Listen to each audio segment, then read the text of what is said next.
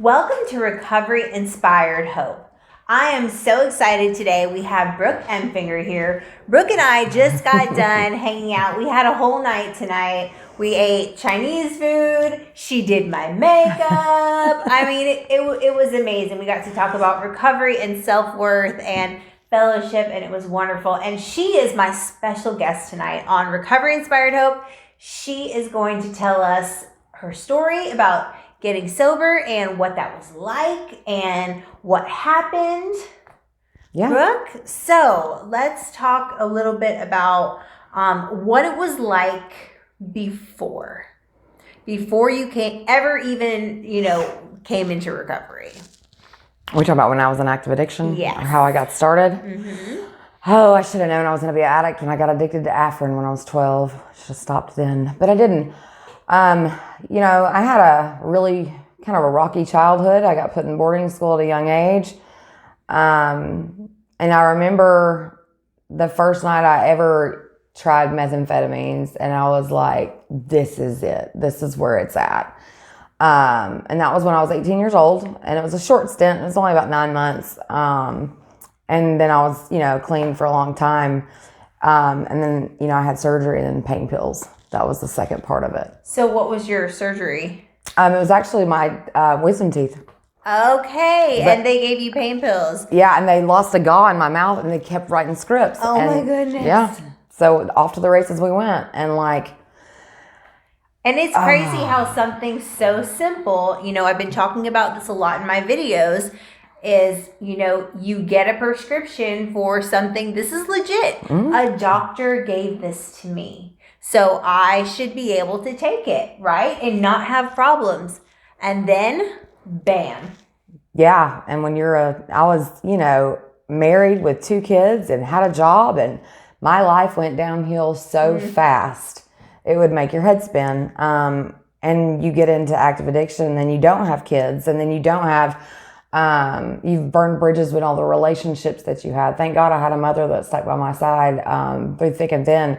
But, I realized that that's something I can really be grateful for. Not a lot of people have that kind of support. Absolutely. I mean, I know I put my family through hell, and it is miraculous how my family has been restored through a program of recovery. Mm-hmm. But it puts such a toll because addiction is a family disease. Absolutely. It's a ripple effect. Exactly. We think that, when we're in it, it's just me. I'm the one who's getting high. I'm the one who's messing up my life. Like, no, it affects every single person who knows you. But when you're there, you think you're only harming yourself. And, when you run and hide for days because you think you're sheltering them, that's not what's happening. Right. And then, I got introduced to heroin because, the pain pills became not enough. And then I became an IV drug user. And we did that for a while. And then I was known as a chronic relapser because I've been to 9 different recovery centers. Wow. 9 different ones. See, I was in and out of detox 8 different times. Mm-hmm. So I can definitely relate to that. Go in, start feeling good, put on a little bit of weight. Yeah. And then I would get out and be like, I'm going to go to the crack house and show the crack dealer how good I look. Exactly what it is. I'll help pull you up while you pull me down. That's exactly what it is. Oh my goodness. Why would I do that? Or get my own house again. And I felt bad for all my friends that were still on the street homeless. Oh, you can come over. Stay with me. You'll be all right. I'll help you get back on your feet. Yeah. And here we go. Absolutely. That's never the way to go. So, okay, let's talk about what your pathway was when you decided that you wanted to do something different. What did that look like? So it is, a very touchy subject with some people. So I'm going to tell you that MAT medicine was my way to go.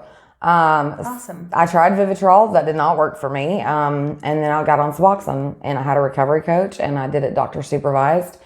And that ultimately is what helped me develop coping skills, in lieu of just using. So I knew I couldn't use. Mm-hmm. So while I couldn't use, I'm developing coping skills. And then you use that as a tool, but not to stay on it. And I think that that's amazing that you're talking about you're working a program of recovery while taking a medication. we call it recovery with the side of medication, Mm-hmm. you know, and I never get into the debate of the medicine thing. I believe there are multiple pathways to recovery. I believe that whatever way works for you and keeps you out of the grave and keeps you without a needle in your arm is the way to go. It's harm reduction, really. Yes. You know, I can tell you that I lived a fully functional life. And I hid it from my mother for almost 2 months. I did not want her to know that I was on it because she was like, oh, you're just switching one drug from another. Which is a common myth that we hear, which is not true. Yeah, but now, when I told her I was coming off, she flipped out because she didn't know what was coming next, because she sees, you know, that I can live a fully functional life. But it's due to the fact that I was on MAT and developed coping skills while in I was working a 12-step program in a recovery center. Awesome. That is amazing. That is an award-winning combination right there, setting yourself up for success. Yep. That is amazing. So let's talk about some like challenging things in recovery. So what kind of things do you feel are like challenging for you or a woman in general in recovery? I can see how it would be. Being a single parent now, it can be a really big challenge. You know, finding balance. Being a mom, being an employee, being all the things that you have to be on top of maintaining your sobriety. It can be overwhelming, and if you don't have self-care and you don't make time for yourself, it is a slippery slope. Absolutely. And we were talking about this in our last video about how, you know, you can't pour from an empty cup. And how are you supposed to take care of your family and your loved ones if you can't even take care of yourself? Absolutely.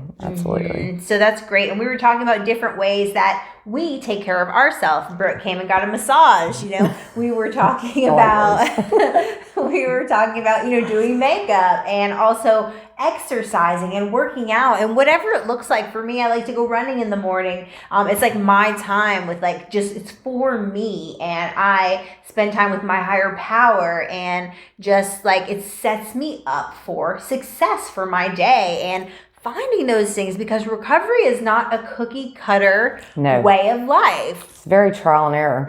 I think it's fascinating that you run, because if you ever see me run, you should run too. Something big is probably chasing me.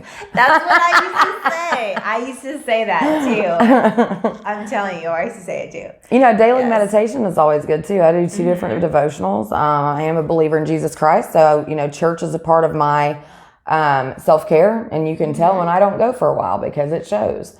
Right. I do a devotional with Joyce Meyer every morning. I also do the Just for Today. Awesome. And I have a network of women that surround me at all times.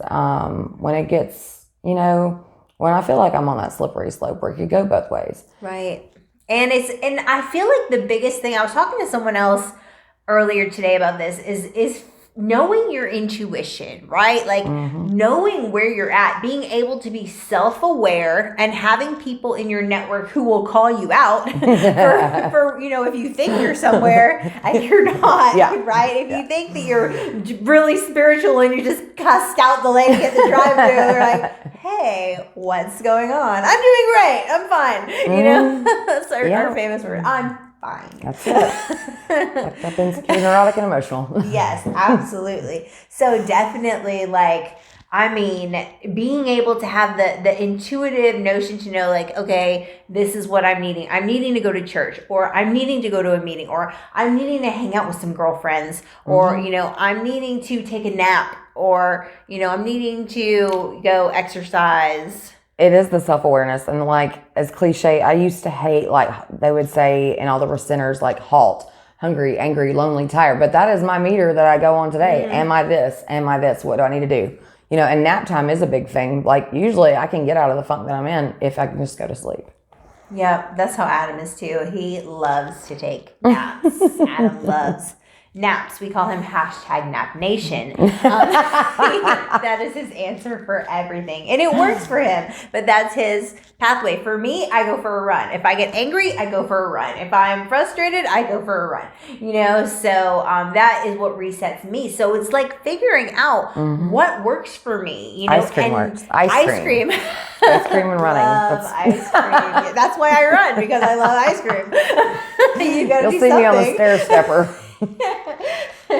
But it's like finding those bits and pieces, and we're building this foundation of recovery, and we're building this foundation of life, and building this life worth living, and figuring ourselves out, because you didn't really know yourself when you first came into recovery. Absolutely not. You know, do you remember that movie with Julia Roberts? It was like the wedding one where she didn't know what kind of eggs she liked. Yes. You had to figure out your favorite color. Uh-huh. I had to figure out what kind of eggs I liked. I had to figure out all sorts of things. I didn't even have any hobbies. I had to figure out what those were. Yep, so true. Didn't know anything about myself. That's like, right. What does Jamie like? What kind of movies does she like? Well, somebody asked me one time, what are your values? And I'm like, I have no idea. I don't even know. But if you don't stand for something, you'll fall for anything, right? Yes. So I had to figure out what that was.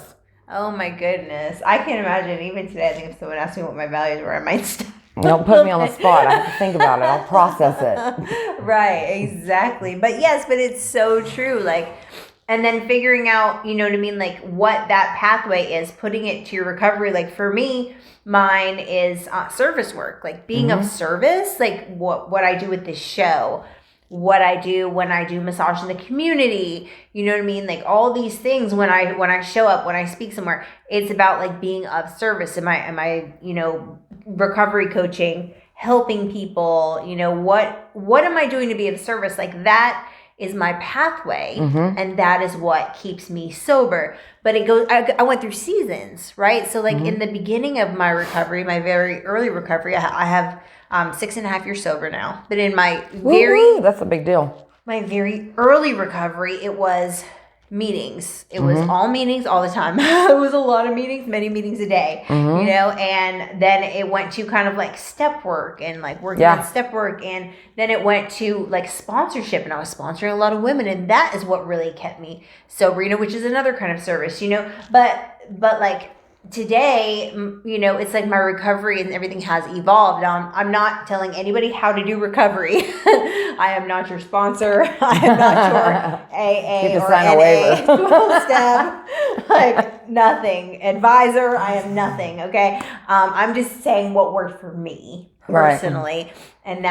And it was that there were seasons of different things that I needed. And if you find that your seasons are changing in recovery, that's okay, because this program is not a cookie cutter. You're right. One way. That's the same way in life. You know, you go through seasons.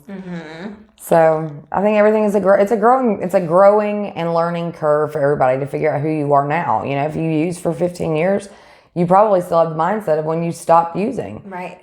And like I was emotionally stunted. All I knew was like anger and rage. Right. So like developing even all those feelings in between, I had a feeling sheet. Like I couldn't even like to tell you to identify how I felt at the time. Right. You know, but it does evolve. And I was into a lot of meetings, and like I kind of got burnt out on that for a minute and stopped going. But then I realized like if I stop doing certain things, this is when I start falling.